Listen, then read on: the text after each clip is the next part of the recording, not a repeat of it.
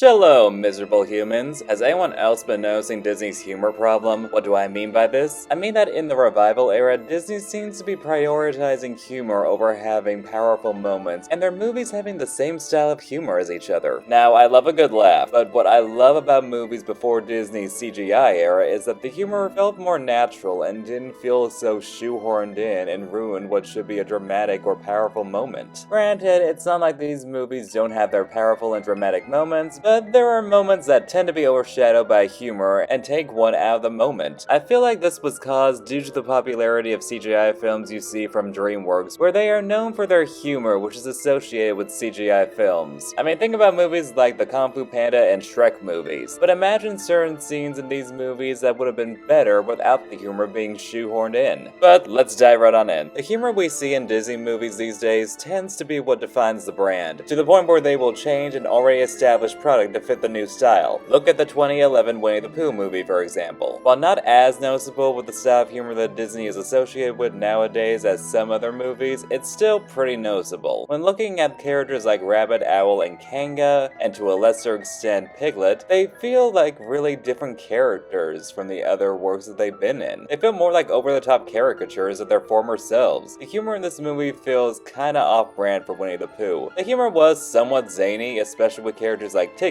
but for the most part the characters didn't make over-the-top hand gestures feel like caricatures and were more simplistic and charming. It's a big reason why I was never a fan of the 2011 movie. It didn't feel like Winnie the Pooh, and a good chunk of the characters didn't feel like the characters anymore. Also, I recently watched Frozen, and while the movie is great and holds up better than I remembered, I was reminded how annoying it was for Anna to mention being gassy and wanting to stuff chocolate in her face during the song for the first time in forever. It just felt forced and lacks the sophistication of the past Disney films. Even Timon and Pumbaa knew talking about gas wasn't appropriate for a musical number, or at least Timon did and stopped Pumbaa. Then there's moments that should be serious, dramatic, or powerful that end up having humor shoehorned in. I mentioned in my video where I fixed Disney's adorable problem that Mirabel shouldn't have said, "Wait, how do I save a miracle?" during a moment that should have been more powerful and dramatic. It ruins the scene and makes it feel like Disney is prioritizing humor over quality storytelling. It took me out of the moment and was a scene that didn't really need to have dialogue. I noticed with characters like Mirabel, Bruno, and Augustine that they put humor that didn't really feel suited for those scenes and took one out of the moment. Such as when Mirabel is exploring Bruno's tower and she keeps on making jokes. Imagine if Belle was making jokes while exploring the West Wing. Would that have been powerful? No, because it would have been tonal whiplash and taken us out of the serious scene. There's Bruno, who I can somewhat give a pass because of how he's been isolated with only the company of rats for the past 10 years, but there's scenes that I feel like his comedy is unneeded, such as when he's pointing out how sweaty Mirabel's hands are after quote-unquote saving her from falling, him doing his knock on wood thing before he leaves after a serious moment, and when he interrupts a powerful moment between Mirabel and Alma. It just really disrupts the scene. Augustine trying to quote-unquote cheer up Mirabel and copying Julieta is cute, but kind of over the top. Not to mention his bee stings during the moment Mirabel comes back home just ruins it for me personally. In fact, his bee sting gag was never really funny in my opinion. Much like Mirabel's "how do I save a miracle" moment, the same thing happens in Frozen where Anna is at Elsa's palace and she's working up the courage to knock on the door. This should be a powerful moment that focuses mostly on Anna's expressions and her trauma of always knocking on Elsa's door but getting no answer. However, instead, they focus on Olaf making an unnecessary joke telling Anna to just knock, wondering why she isn't knocking, and questioning if she even knows how to knock. It really ruins the moment. This is also the case with Strange World, where Ethan is about to enter a cave and it should be a powerful moment, but instead it's just him running in screaming. This is a moment that should have been him going in and trying to be brave while still showing some fear, only for him to end up being amazed by it and taken in by the beauty of the cave and the world that he's in. It would help set up how he would end up going back to the Strange World to live the life that he wants. I mean, imagine if Ariel just swam into a sunken ship screaming instead of being taken in by the wonders of the human world. The scene still has some laughs, but doesn't sacrifice Ariel's journey in order to do that like this scene did with Ethan's. Another issue I have with Disney's humor nowadays is how their humor has become too contemporary. Yes, Disney has been known for making pop culture references with characters like Genie from Aladdin, or to a lesser extent Merlin from The Sword and the Stone, but those are magical beings that have done time traveling or have some kind of magical explanation. Whereas with something like like Maui saying that when you use a bird to write with, it's called tweeting, felt really forced and annoying. The contemporary humor was definitely noticeable with Maui, and the only reason it's not more insufferable is because of how The Rock is very entertaining. But then you have Tamatoa, who adds some unnecessary humor to what should be a serious and dramatic moment. Granted, there are bad guys that manage to pull off comedy and villainy flawlessly, but in this case, it feels like the comedy is too much and ruins any menace the character has. And yeah, hey is pointless. I've mentioned in my video where I fixed Disney's adorkable problem that the humor of Moana herself really ruins the character in what should be serious moments, so I won't focus on that too much. However, it's still an issue that makes the film feel less grand and epic and more like a DreamWorks comedy. I mean, why does she have to keep making a bunch of jokes during a battle scene with a Kakamora? I mean, Raya from Raya and the Last Dragon occasionally cracked jokes, but it was mostly witty banter between her and Namari as a way to show their rivalry, so it actually had a point. As opposed to Moana, where it's there just because, which makes it feel more juvenile than actually epic. I mean, even Sokka didn't crack nearly as many jokes when battling. He took these moments seriously. And don't even get me started on Ralph Breaks the Internet. That was full of contemporary humor. Granted, it's not set in some time far, far away, but it goes way too hard with its product placement, dated humor, internet memes, and it's just bad. Definitely the worst film from the revival era. Yes, even worse than Wish. I just kept cringing at how much it felt dated and pandering.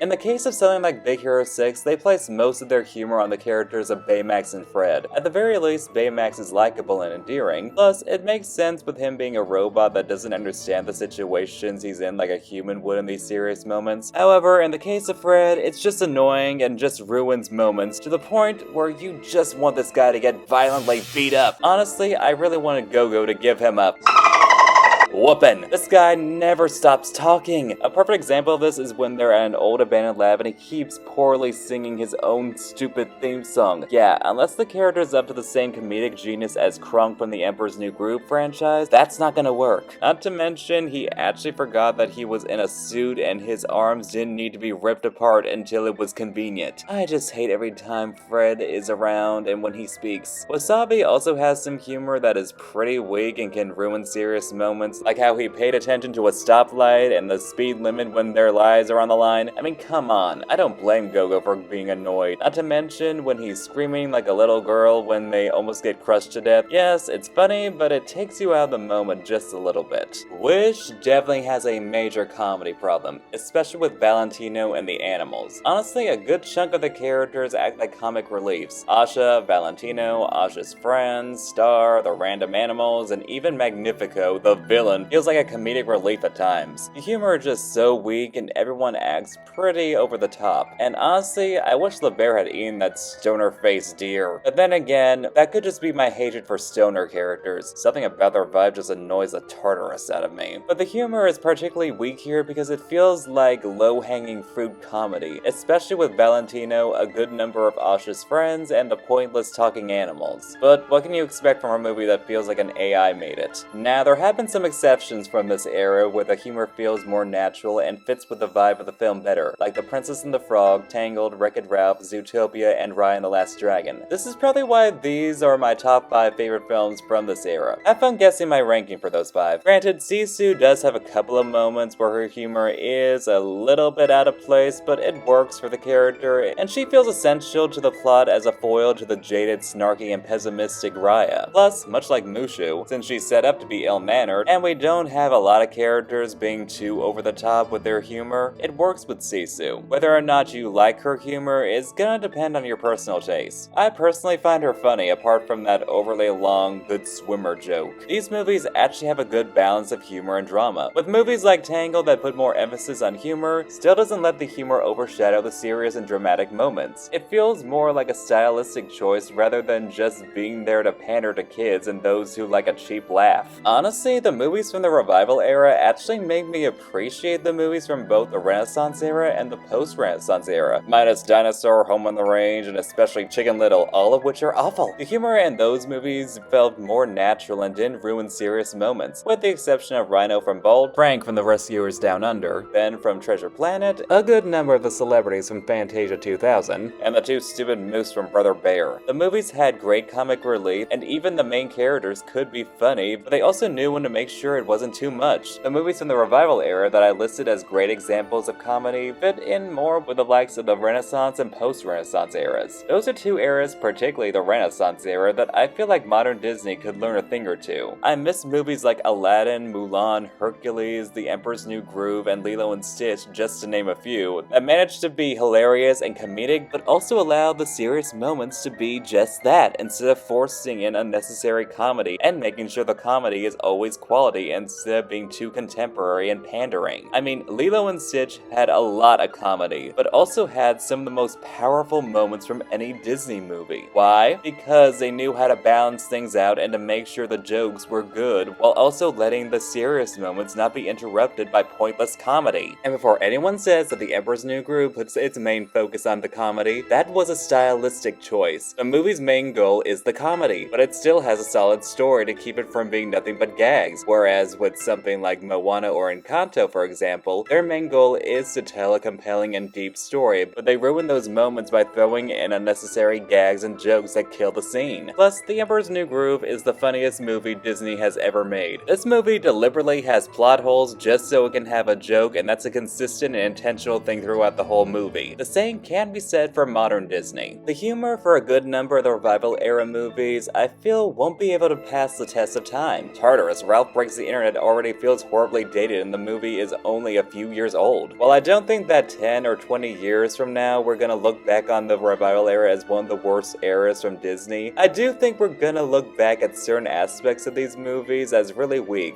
which will end up making the films not as great as we remembered them. Tartarus, Encanto, Moana, and Wish have blatant pop songs like Shiny, What Else Can I Do, Surface Pressure, and the entire soundtrack of Wish that will inevitably wind up dating the movies, especially compared to the Renaissance. I feel like part of it is that you expect a certain type of humor from CGI films, and while that style works for certain films, it shouldn't be a humor style for all films, even if they are CGI. I honestly find myself predicting when a joke is gonna happen, and I'm pretty much right every single time, and that's not a good thing. Now, I'm not saying that the humor in these movies is necessarily bad. I enjoy a lot of these movies, but I feel like these movies have shortcomings that keep them from being on the same level as some past Disney eras, not just the Renaissance. If you enjoy this humor style, I'm happy for you. I'd rather others be able to enjoy things that I don't, rather than suffer. Besides, I'm evil. I prefer to cause the suffering. And again, I still enjoy these films and the humor overall, for the most part, but we should still expect better when we've seen that something can and has done better in the past. And let's face it, Disney can do so much better. And that was my thoughts on Disney's humor problem. What do you guys think? Did you enjoy my video? Did you agree with my thoughts? What are your thoughts on Disney's current style of humor? Let me know in the comments. Please like, share, comment, and subscribe if you haven't already. You can also follow me on my other social media accounts in the links below. I'm the Wicked Merman from Under the See ya!